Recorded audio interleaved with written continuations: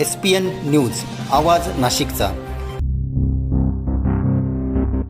मित्रांनो सप्रेम नमस्कार। SPN न्यूजमध्ये आपले स्वागत आहे। नाशिकच्या सिडको परिसरात युवकावर कोयत्याने हल्ला। 23 वर्षीय सागर कासार हल्ल्यात गंभीर जखमी।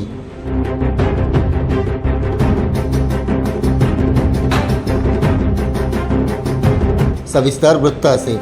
नाशिक शहरात पुन्हा एकदा गुन्हेगारीने आपले डोके वर काढले आहे।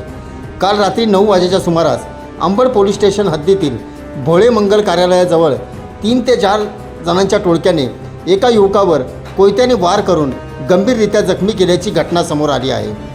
या घटनेत सागर कासार वय वर्ष 23 राहणार सर्वेश्वर चौक उत्तमनगर सिडको असे जखमी तरुणाचे नाव असून या घटनेबाबत आपबीती जखमी तरुणाने सांगितली। सागर सुनील काय प्रकार घडला? मी माझी मानलेली बहीण आहे वैष्णवी खंडारे म्हणून, तिला सोडवायला मी घरी चाललो होतो शुभम पार्कला। तर भोळे मंगल कार्यालयाच्या समोर एक मार्बलचं दुकान होतं, तिथं तिने फोन करून समीर नावाच्या व्यक्तीला बोलवलं। त्याच्यासोबत 3 ते 4 जण आले। त्यांच्याकडं कोयते, दांडे, बिअरच्या बाटल्या सर्व वस्तू होते। त्यांनी मला विचारलं तू कोण आहे काय? मी बोललो तिचा भाऊ आहे असं तसं। त्यांनी डायरेक्ट समीर नावाच्या पोराने पहिले कोयता मारला मला।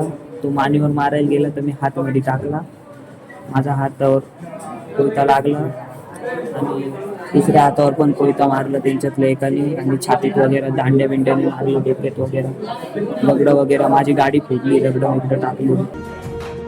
पोलीस प्रशासन आता कशा प्रकारे कारवाई करणार याकडे सर्वांचे लक्ष लागून आहे।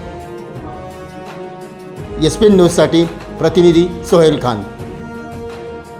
सर्व जनतेपर्यंत आमच्या बातम्या पोहोचवण्यासाठी आम्ही हे एक माध्यम चालू केलं आहे, त्याचं नाव आहे SPN न्यूज आवाज नाशिकचा।